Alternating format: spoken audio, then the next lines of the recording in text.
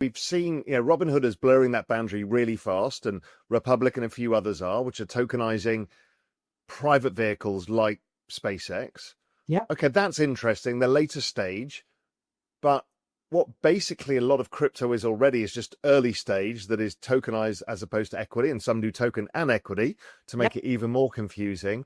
But it feels like the capital markets are changing structure in front of our very eyes.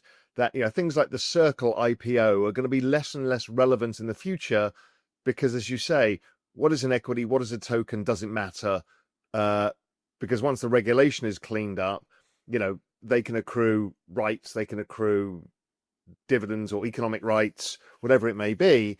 The issue I've got with all of this is the question is, what is a token? What is equity? What happens in M&A?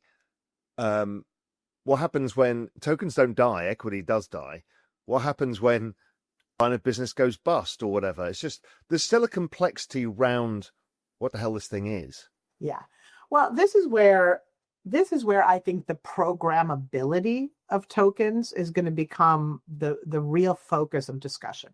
It can almost be I hate to use the term smart wrapper, but you can start to program it, and you can start to say, if business profitability falls below X, this becomes a distress token and new rules come into effect. Or, if you hit a certain state of growth, this is now going to switch from being a venture token to a growth token.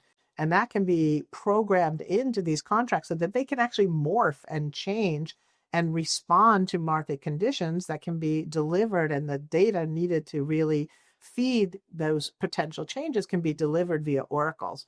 So I think that you're going to see a real rethinking of what does a wrapper need to deliver, and can we use this to really help evolve these instruments to become growing and shifting instruments.